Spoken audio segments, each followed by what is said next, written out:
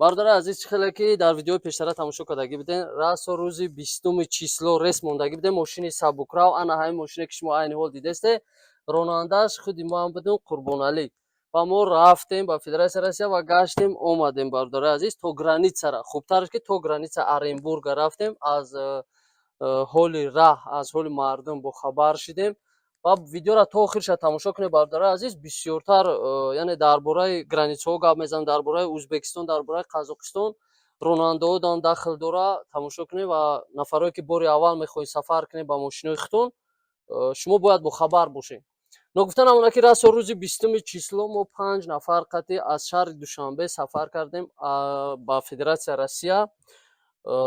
Узбекистон да мошина яъне обшивкаҳоша мекананд бардора азиз обшивкаҳоша границаҳода мекананд ва танировка дошта боше фарқ надорад пеша ақиб пешора канда будем не ки ба рӯи ақиб таможни яъне 1,5-2,000 рубла гирифтан ай тараф рафтан аю тараф омадан 1,500 рубл гирифтан. Дар границаи Узбекистон яъне мошиное ки қимат дошта боше бениҳоят нафарое ҳастанд ки мошинашонро дӯст медоранд хубтараш ки ба мошинои худтон сафар накунед гуфтаниам мошинои қимат дар назар дорум ки ҳамаи обшивкаҳоша мекананд атёрка қатъи пай мешава ва ки ҷое ки маъқул шонай ҳамуҷора мекушоянд ва мегӯянд ки маъқул нестай худет бикушо бояд ҳуй кунӣ якчанд соат дар границаи Тоҷикистон биромадан местен очират ойбек да истодем кадмое ки шинос дора яъне мегзара маблағ қатъи ҳам мегзаронанд ва бесумам бисёртар очират мести мегзарӣ. Қазоқистон ҳар як поста бардора азиз 2000 тангаӣ яъне ҳами таксиҳое ки хизматрасонӣ мекунанд бардора азиз бисёртар комментариҳода менависед ки нархи қимат мекунанд таксиҳо қимат мегӯянд ва худи ман шоҳид шидам ман рафтам худам зарулём пассажироро яъне бурдум расондум соғ саломат расиданд миннатдоригии худшонро баён карданд ва ба як хулосае омадам ки ба шумо бирасонам ва видеоро шумо мемонам тамошо кунед границаи Оренбург Сагарчин бардора азиз дар инҷа ин фураеро ки ман мемонам миннатдоригии худро баён мекунам ба хотире ки дар бениҳоят яъне зиёди нафарое ки рафтанд дар границаи Сагарчин дармондагӣ буданд дар нейтральни зона байни Қазоқистону Федератсияи Россия Оренбургда яъне дармондагӣ буданд. дар ҳамин ҳолат ҳамин фураи тоҷик яъне Носирҷон Тиҷӣ яъне чихеле ки лабавоиша ман дидам ҳамин бародар манъ кард ва тарбузи ройгон яъне ҳама мардум дар тақсим кард дар граница. раҳмат миннатдоригии худро баён мекунам барое ки дар ки ҷое ки мо шумо набошем мо тоҷико яъне дастгирӣ мекунем якдигара ва боварӣ дорем ки ҳам нафарое ки дар граница буданд тамошо мекунед видеоро ва миннатдоригии худтонро дар комментариҳо менависед. ин бародара кадмое ки мешиносед ҳамин видеоро бирасонедш. раҳмат миннатдор ҳамихел шербачаҳои тоҷика худованд садсола кунад ва умри дароз бибинед падару модаротонда раҳмат. ва ногуфта намона бардора азиз ҳар як пости Қазоқистон яъне шуморо ҳуҷҷат намепурсанд мақсад манъ мекунед нафарое ки ба мошинои худтон сафар мекунед 2000 танга дар дарои паспортон мемонед мегиранд яъне 2000 танга ва дар нейтральни зона вақте ки границаи Қазоқистона биромаданӣ мешед дар уҷа бардора азиз бисёртар нейтральни зона байни Сагарчин яъне Сагарчинда байни Қазоқистон Россия майдатар растояниш. дар ҳамин ҳолат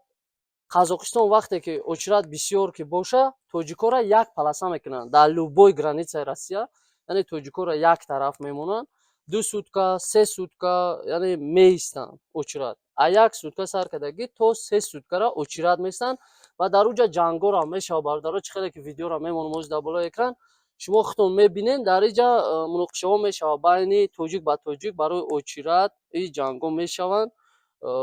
списка қатъи ҳар як одам меравад худша қайд мекунад барои гузаштан очират омад 5 мошин дар тӯли 5-10 соат яъне мемонанд дохили Федератсияи Россия шаванд ва дар ҳамин ҳолат бардора азиз ҷангам мешава. пешакӣ хабардор бошед ин ҳолатҳо. автобусҳо ногуфта намона бардора азиз ҳар ҳафта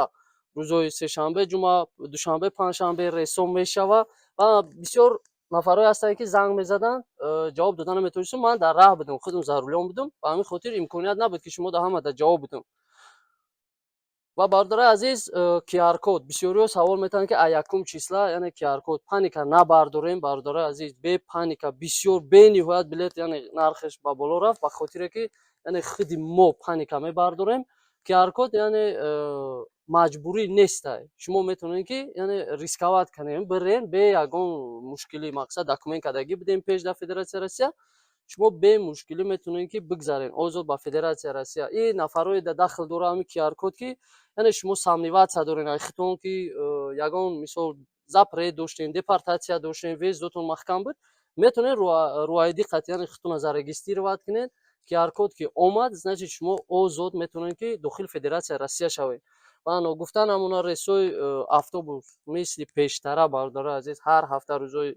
سه شنبه جمعه دوشنبه پنجشنبه رسو میشوه از شهر دوشنبه پنجشنبه تو خوجان میبریم و از خوجان سه شنبه جمعه رسو میشوه و بلیط های سمالیات هم هست برداره عزیز به نرخ دسترس. یعنی شما میتونید آزاد واتساپ دا نویسین و بلیط های خودتون دسترس کنین. رقم های دویمی ما واتساپ برداره عزیز بسیار نفرای هستن که میگن قربان علی منو و رقم های دویمی قربان علی +990 900 80 84 85 هم واتساپ هم پریاموی دا که جواب ندادم بردار جون واتساپ دا نویسه بسیار همه دا یک باره جواب دادن نمیتونم مقصد در واتساپ نویسین به حد امکان همه دا جواب میتونم. ویدیو را دستگیری کنین پادلیت کنین کلاسای خودتون دریغ ندارین یعنی کامنتاری خوبی شما را انتظارم. و گفتن همون برادر عزیز این پاسپورت که من روزی در آخر ویدیو میمونم این برادر ما یعنی برادرها کم زیرک شوین وقتی با یگان جو سفر میکنین کم زیرک شوین. پاسپورت خیچه در قزاقستان در یک چویخونه ما در اومدیم و در همون جا پاسپورت یعنی شهروند تاجیکستان دیدم که در زمینه مقصد برداشتمش و همون چویخونه در موندمش که فکرم دا بود که برمیگرده شاید بیوه. همین پاسپورت هم میمونم دستگیری کنه ویدیو را پادلیت کنه تا که صاحبش این پاسپورت در انمی خوستلی که در بالا اکران میبینید شما در همین جا قرار داره و همین شخص کدومی که میشناسه زنگش بزنید شناساتون باشه پادلیت کنه تا که ببینه و پاسپورت چه رفته بگیره زاگران پاسپورت چه تو است در همین خوستل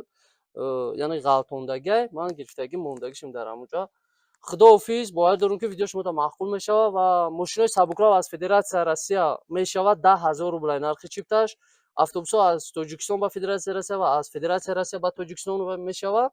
و حرکت میکنه. ویدیو آینده دا با باگجویی را که مردم یعنی می نویسن کامنتاری دا که مشکلی راه دا چی گپ خبره بسیار شکایت کشید خودم سفر میکنیم و در یک جایگی میبینیم که چی گپ خبره.